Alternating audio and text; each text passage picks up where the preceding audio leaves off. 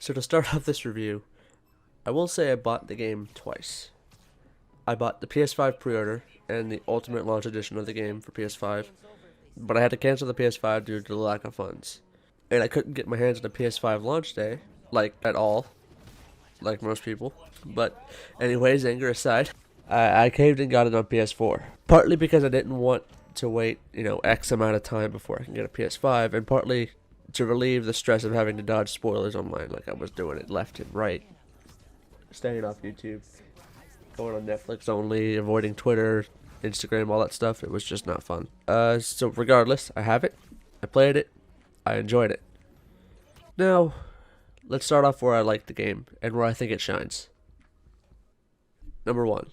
I think the game is similar enough to the first game to be familiar to people who have played it, and different enough from the first game to be new. But it's not overwhelmingly new. So it's similar, but, not exactly the same. Obviously. Number 2, continuing on that path, swinging is funner, but it's not perfect. I don't care if that's the real word or not, I still used it. Now, what I mean is, the tricks, style, and handling of the swinging is better, or at least different. Tricks are simple to pull off and are more incorporated into the swinging too, add the style that I had mentioned earlier. Now when I say incorporated, I mean exactly that, incorporated.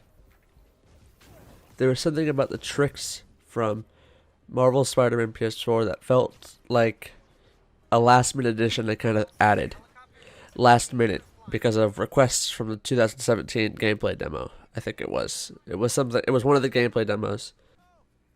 In this game you can do air tricks, and unlike Peter in the last one, when you start off swinging again, the animations bleed more fluently together. So you go from tricks into swinging more fluently, faster, and more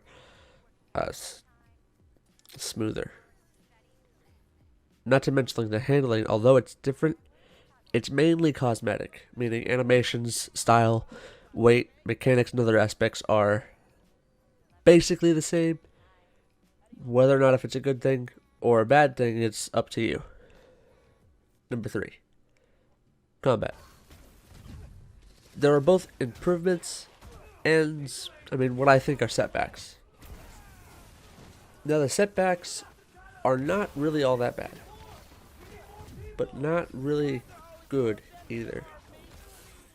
There are now significantly less gadgets. Only 4 compared to the 8-ish that were in the first one. Now that's not a bad thing at all, because not all the gadgets in the first one really worked all that well on a practical basis. Now really not in this one either. But instead of there being, 3 to 4 out of the 8 in Spider-Man PS4 that didn't work, there's only like 1 out of 4 that don't really work on a practical basis. In my opinion, it's the hollow drones. Moving on. Miles is overpowered. Genuinely. In combat, when you get the Venom Strike, you become OP. The brutes that they have in the first game that require some skill once you get, the Venom Strike, they are no different than normal enemies. And forget it when you beat the game. Either way, Miles hates enemies living. Number 4, free roam. But that goes with swinging, so ... Number 5, side missions. Now, although the way they handled side missions is better and smoother, in my opinion, they were a bit of a letdown in the sense of I was hoping, or better put, expecting a random infinite sort of side activities to participate in. Different than crimes. I hope to see more in the side mission department. But it could just be me. It could have been from what I was expecting, from what I misinterpreted the side missions aspects to be, like the activities section. And what happens when you complete all of them, I'm just going to leave that for later. Now the things that I really don't mind. Number 1, the story. Now the story isn't bad. It's smaller and right in line with what is expected from the smaller scale game. I only put smaller in quotation marks like that because the city is the same size as the first, but the stakes and such are on a much smaller scale. Not bad, but not really that good. The characters, aside from Miles, the glimpses you get of Peter, Genki, Miles' friend, and his mom, kind of just shallow and stale outside of those few. And even then, they have their boring plank moments. I wrote the wrong there. I'm not going to leave out the fact that the main plot / motivation for certain characters or character is almost an anti-capitalist message. That's all the stuff I can say without getting into spoilers, or more that I'm really not all comfortable with giving that information away just in case you don't want it. But I will make a video if you guys want more information, like a spoiler review. Number 2. PS4 porting. Now, I think it goes without saying that they weren't planning on releasing a PS4 version of this game a couple months back, when they first announced it, you know. But either due to a push by Sony, or fan backlash / requests, they wound up doing it. Kinda last minute. Now, that wouldn't be all that bad, but Sony was talking up how much differently the DS4 and the DS5 controllers are. And if that's the case, then I could feel it in the gameplay. Keep in mind, I have not played the game on the PS5 yet, so I'm not sure if it's just me or not, or if it's like actually the consoles. But I experienced some minor issues with inputs not always registering, and sometimes a delay in responsiveness from the inputs that register.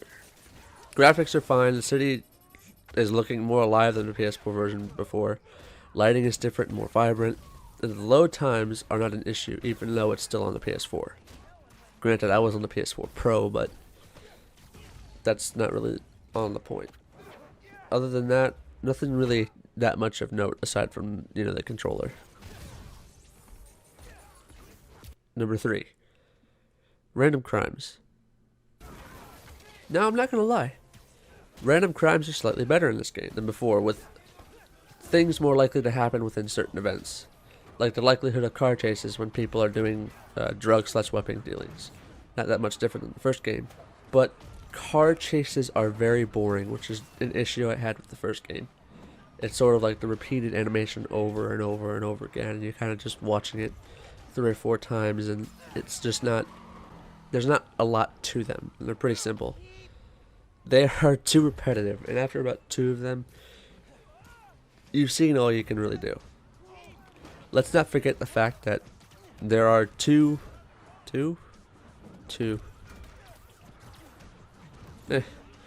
My point is that there are not enough random crimes to add a ton of replayability to doing a ton of crimes. Now that's expected, it's hard to do an infinite number of randomized infinite things. So, what they do is, like I said earlier, it's good the way they handle it. It's just, I would hope for more from it.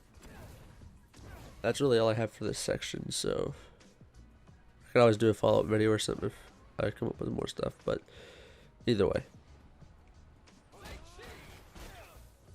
The things I tend to despise or am just not happy with. Number 1. Swinging. This is going to be somewhat of a contradiction from my earlier point, but that's right in line with my idea of what I want to say about swinging. Although this generation of Insomniac Games Spider-Man titles has some of the best swings in Spider-Man 2 on the PS2, yes, I am one of those people. I have put more time into that game throughout my entire childhood than any other game. And I have a total of I want to say 1,200 plus hours in R6, both on PC and PS4. And I still go back to the game just to feel the swinging. There is something so raw and purely physics-based. Now my point is that there tends to be a theme in the newer swinging systems that tend to lean towards the illusion of physics, if you catch my drift.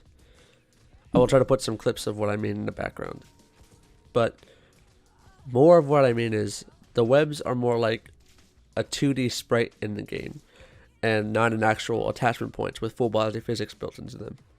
Like in the aforementioned Spider-Man 2 game, when you are web swinging, there's a line drawn from the player to the attachment point with the length and all of the webbing. And if the webbing makes contact or interacts with another attachment point, the point that makes contact becomes a new attachment length and point. So you're basically swinging from a new web line, or at least a new attachment point. That is something that I think is missing from the newer games, because it adds more, not only realism, but it adds more approaches to the way you tackle making your way around the city.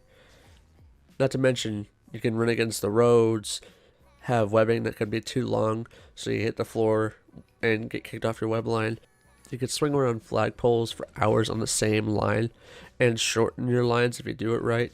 Do full 360s for hours. There is something so simplistic yet surreal and satisfying about the original approach that hasn't been duplicated since that specific game. There's just a lot to that swinging, and there's a lot that is missing when you play it, roughly speaking. Spider-Man PS4 comes close to duplicating it, but it doesn't do exactly what you would, at least what I expect from it. Number 2. Characters and their motivations. Well, since there isn't the time from the first game to get us invested in all these characters they introduce, like I mentioned before, there are a small amount of characters that completely work and I care for. And then there are characters that I don't really care for. Even though they try their hardest to make you, it is hard to tell if it's because of how rushed they are and or what they're put in the game for. I'm not going to break down any particulars for fear of spoilers. I take spoilers very seriously. If you want me to make a spoiler-based video, or even a playthrough where I say what I was or am thinking about them, then I will. Number 3. Politics. Now, it pains me to do this, and that's why it's the last subject.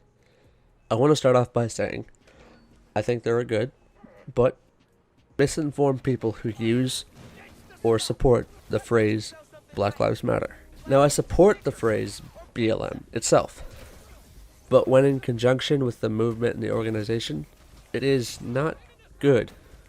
With that out of the way, let's get into my point though. There are a lot of political motivations to adding characters into this game. You may not agree, and that's fine, but it's my opinion, and that's why you are here watching the video. Feel free to comment what your opinion is though, if you so choose. But when I say political motivation to adding characters, I mean there's this idea that adding characters based off of filling a quota of one reason that doesn't matter, or another. And the idea is called representation. Sadly, it is becoming more and more commonplace in all sorts of media. Books, then TV, movies, comics, and now slowly it's making its way into video games more and more. Desensitized to it, quote unquote. To the idea of that being normal. I say write good characters and not representation fillers. Let's not forget the small detail they try and cram down, with a ton of subtle messaging throughout the entire side missions. They have some characters in the side missions wear masks, because of COVID. I don't like it clearly when games in the media play this sort of game. Either way, that's not the point of the video. Rant is over. I can go more in detail if you want me to in a different video. I can make a whole different video not on the subject of Spider-Man, Miles Morales. Answer questions, do whatever. I'm not doing this to cause a drama, drama views. I'm doing this because I think that this is a good thing to sort of touch on the subject on. Rant is over. Needless to say, they do their hardest possible job to make Miles the hero on the ground. And most of it works.